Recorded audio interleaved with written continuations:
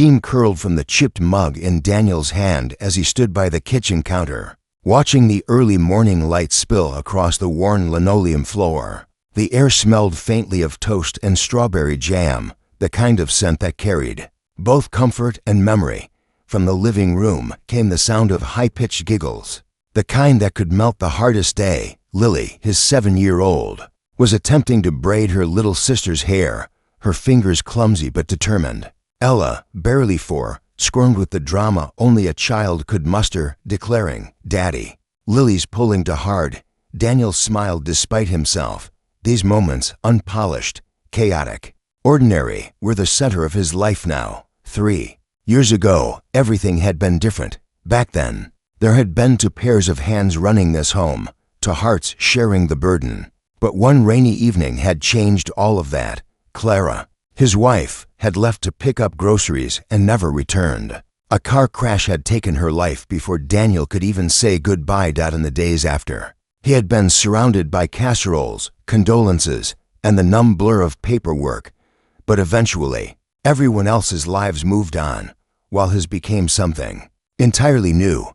He learned to pack lunch boxes, to wipe away tears in the middle of the night, to braid hair as best as he could. He worked nights unloading trucks at a freight warehouse, coming home when the sky was still gray, and using every ounce of his energy to make sure the girls never felt the full weight of the absence in their lives. That morning, though, something felt different, as if the air carried an unspoken shift. The feeling was confirmed when a firm knock sounded at the door. It wasn't the light tap of a neighbor, nor the hurried pound of someone in trouble.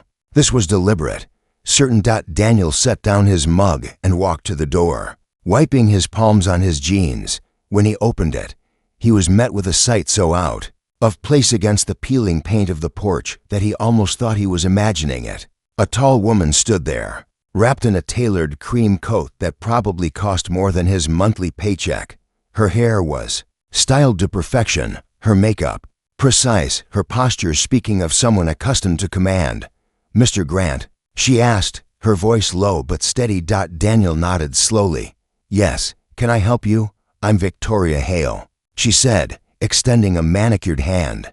He shook it out of politeness, the coolness of her skin contrasting sharply with the warmth of the morning. "I'm not here to sell you anything," she continued, as if she'd anticipated his guardedness. "I'm here to make you an offer." An offer? Daniel's mind instantly ran through possibilities. A charity program, some kind of business proposal, maybe even a scam.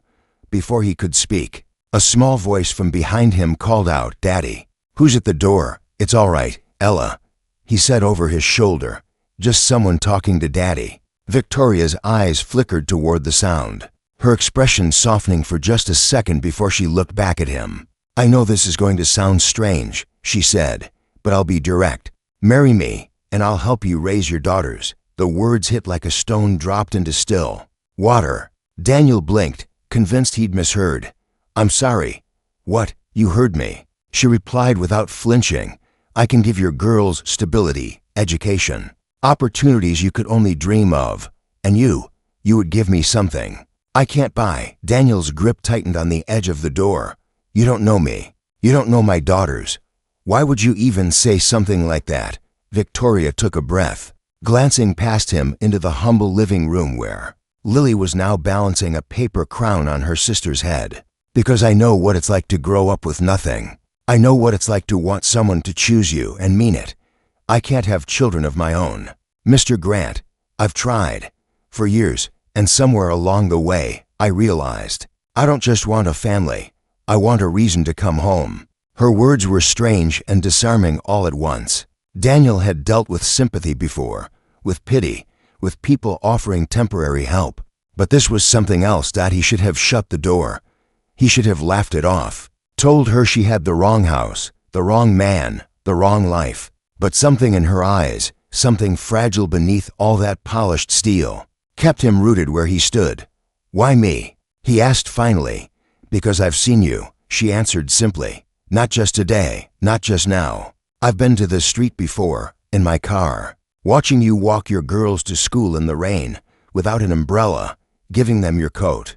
I've watched you work nights and still show up for them in the mornings, You don't quit, Mr. Grant. And I don't want to do this life alone anymore." Daniel's chest tightened. The logical part of him screamed that this was madness, that nothing good could come from accepting an offer like this from a stranger. But another part, the part that remembered how hard last winter had been, how many times he'd lain awake wondering how he could possibly give his girls more than he had, couldn't ignore the temptation in her words. The girls' laughter floated in from the living room, and Victoria's gaze softened again. "I'm not asking for an answer right now," she said quietly, "but I think we might be able to save each other." Daniel stood frozen, his world suddenly tilted. Outside, the morning sun had fully broken over the horizon, spilling light across the porch. But inside his chest, a different kind of storm was brewing, one that had nothing to do with weather.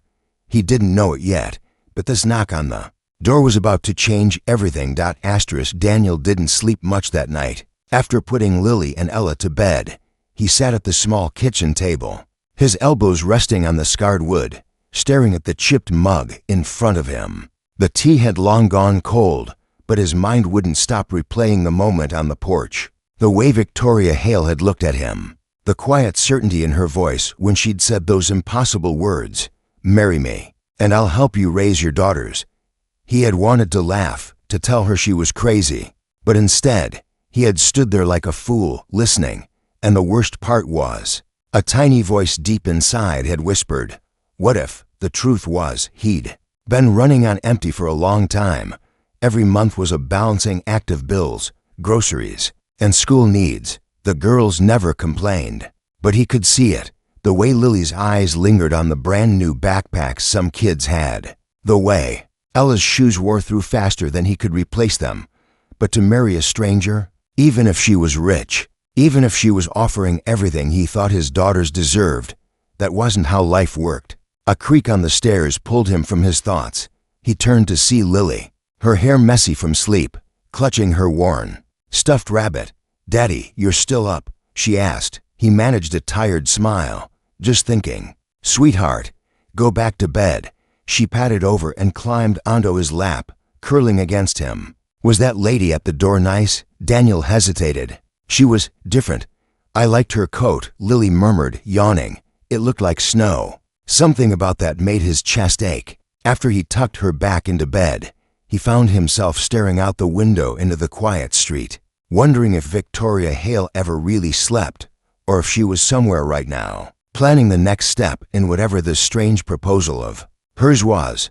The next morning, the question was answered. When Daniel walked the girls to school, Victoria's sleek black car was parked a block away. She didn't get out, just watched as they crossed the street.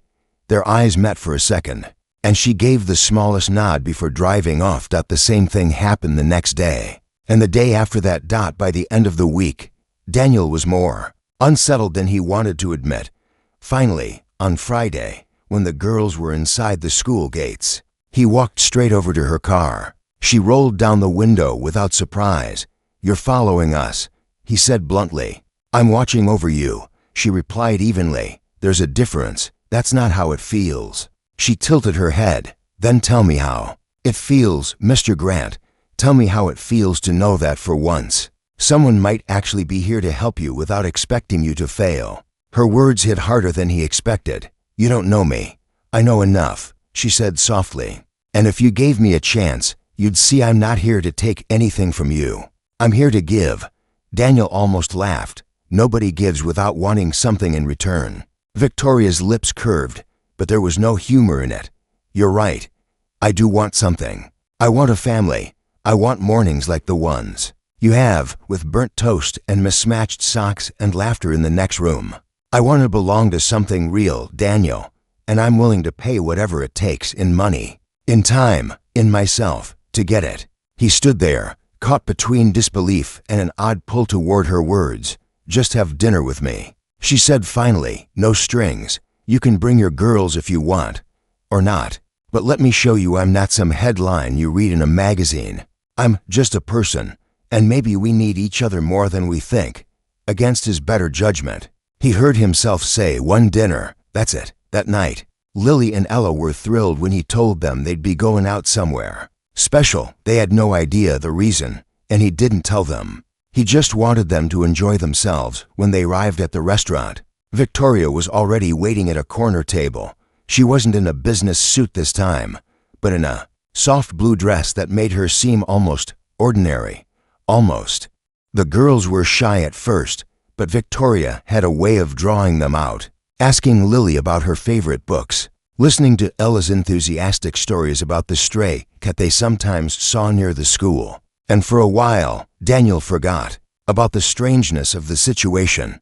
He saw the way his daughters laughed easily, the way Victoria listened without checking her phone once.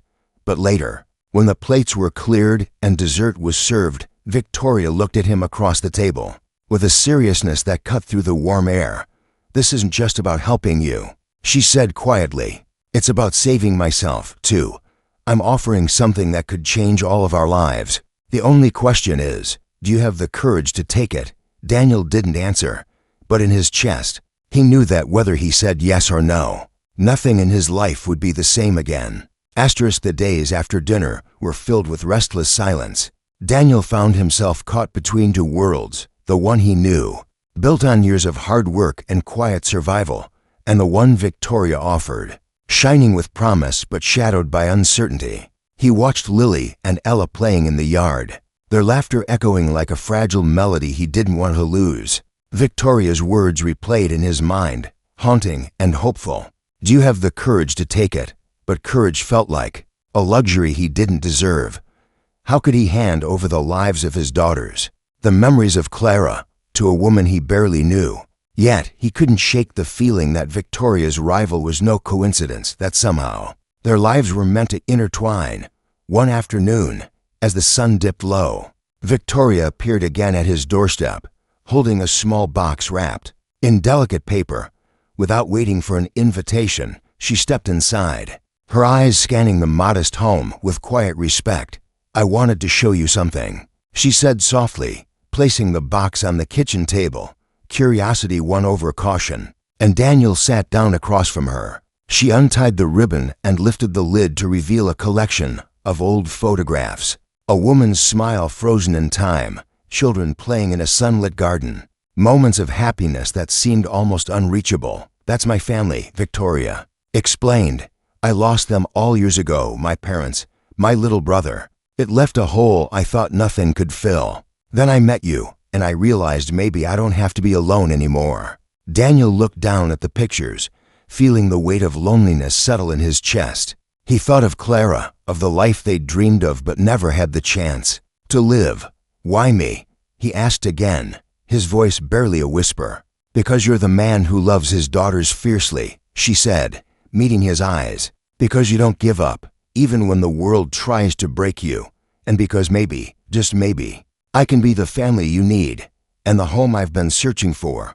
The room felt smaller, the air thicker with unspoken promises and fears. Daniel wanted to believe her, but trust was fragile. Still, the idea of sharing the burden, of having someone to stand beside him, sparked a flicker of hope he hadn't felt in years. Over the next days, Victoria began to weave herself gently into their lives. She brought books for the girls, helped with school projects, and even cooked dinner once or twice, her laughter blending with the children's in a way that felt both strange and comforting. Daniel noticed how Lily's eyes sparkled brighter, how Ella's shy smiles grew bolder. For the first time in a long while, the house felt alive with possibility, but doubt lingered like a shadow on the edge of every smile. Could this fragile new world survive the storms they all carried inside? One evening, as Daniel tucked the girls into bed, he found Victoria waiting outside his door, her face illuminated by the soft glow of the porch light. "I want to be honest with you," she said, voice trembling just slightly. "There's something I haven't told you yet, something that could change everything." Daniel's heart thudded in his chest. The moment had come, the moment when the past and future would collide, and the true test of their courage would begin. "Tell me," he urged. Victoria took a deep breath, her eyes locking onto his with a fierce determination. "I'm not just offering help," she confessed. "I'm offering a chance to rebuild, but I need you to trust me completely." As the night wrapped around them, Daniel realized that accepting Victoria's offer meant more than marriage or support.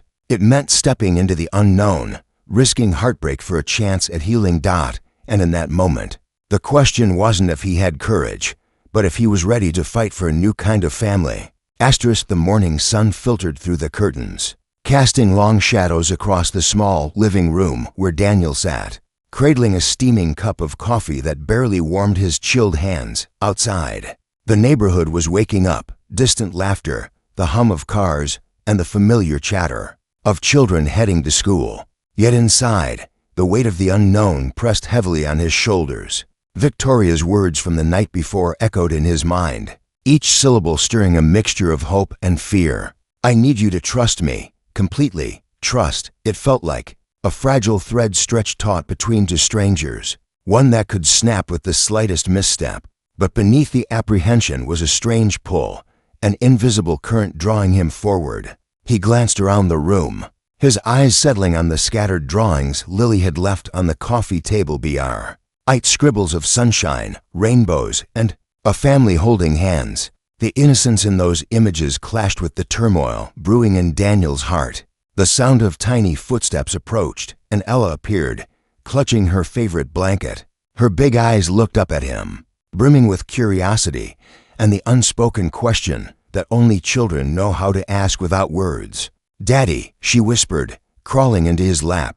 Daniel hugged her tightly, feeling the fragile heartbeat against his chest. This was his world, pure, unyielding, and full of dreams yet to be realized. A soft knock on the door startled them. He set Ella down gently and opened it to find Victoria standing there, her face softer than before, but her eyes still carrying that unwavering determination. "I thought we should talk," she said, stepping inside without waiting. Daniel nodded, silently motioning for her to sit. Victoria took a deep breath. "I know this isn't easy. You're carrying so much already, but there's something I need to share. Something from my past that explains why this means so much to me." She paused, gathering strength. "When I was younger, I lost my family. In a fire. It was sudden, devastating.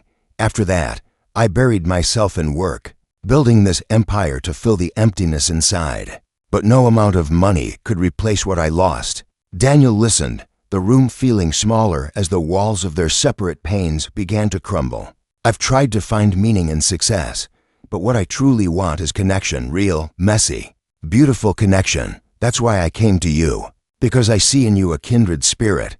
Her words hung in the air, raw and honest. Daniel swallowed hard. He had spent so long protecting his daughters from pain, from loss. Yet here was a woman who carried her own scars and was willing to step into their fragile world. The afternoon sun dipped lower as they talked about fears, hopes, and the possibility of a future that neither had dared to imagine. But just as a fragile peace settled, the phone rang, shattering the moment. Daniel answered, his expression darkening with every word. It's about the girls," he said quietly, turning to Victoria with a look that chilled her more than any winter breeze. "What is it?" she asked, rising to her feet. He hesitated, then spoke. "The school called. Lily got into a fight today." Victoria's eyes widened. "A fight? Why?" Daniel shook his head. "She said some kids were teasing Ella, calling her names. Lily stood up for her, but it got out of hand." Victoria stepped closer, her voice gentle but firm. "This is exactly why we need each other, to protect them, to teach them they're not alone." Daniel looked down at his hands, knuckles white. "I want to believe that, but sometimes it feels like the world is against us." Victoria reached out, placing her hand over his. "Then let's face it together, whatever comes."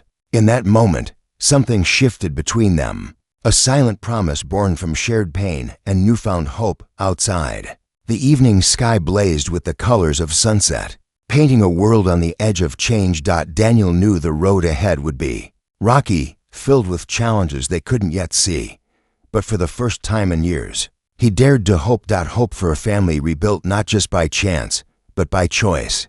Hope for love born from courage, and hope that, together, they could face whatever storms awaited. The cold wind swept through the quiet streets as Daniel walked home. From the late shift, the weight of exhaustion pressing down on him like a heavy cloak. His breath formed small clouds in the air, disappearing as quickly as they came. In his mind, the events of the past weeks replayed over and over: the dinner with Victoria, the promise of help, the quiet but growing hope that maybe, just maybe, things could change. But hope was a fragile thing. It wavered in the face of reality. When Daniel pushed open the front door, he found the house warmer than he expected. Soft lights glowed from the living room, and laughter, light, tentative, but genuine, floated through the air. Victoria sat on the worn couch, Ella curled up beside her, while Lily traced patterns on a coloring book at the table. Daniel's heart clenched at the sight. For a moment, he forgot about the cold, the fatigue, the endless worries. This was what he had fought so hard for: moments of peace, of family. Victoria looked up and smiled, a genuine smile that reached her eyes. "You're home," she said simply. He nodded, setting his bag down and pulling off his coat. "I miss this," he admitted quietly. She reached out, brushing a strand of hair behind Ella's ear. "So did we." As the days passed, Victoria's presence became a steady rhythm in their lives. She attended parent-teacher meetings, helped with homework, and even found time to bake cookies that filled the small kitchen with the scent of cinnamon and sugar. But beneath the surface, Daniel wrestled with doubts. Was he ready to let someone in this deeply? Could he trust Victoria with the memories of Clara, with the fragile hearts of his daughters? One evening, as the girls slept, Victoria sat across from him at the kitchen table, her eyes searching his. "Tell me what's really holding you back," she urged softly. Daniel sighed, running a hand through his hair. "It's not just about me, it's about them. Clara was their mother. I don't want to erase her memory or confuse them. They deserve to know where they come from." Victoria nodded slowly. "I would never try to replace her, but I want to be someone they can rely on, someone who can help carry the load." He looked at her, seeing the sincerity etched in every line of her face. "How do you know you're ready for that? For a family that's already broken in places?" Her gaze hardened with resolve. "Because I've spent too long trying to fill a void with money and success. I want something real, and I believe we can build that together." Before he could respond, the phone rang sharply, slicing through the quiet. Daniel answered, his expression tightening. It was the school again, this time. Ella had fallen ill and needed to be picked up. Victoria didn't hesitate.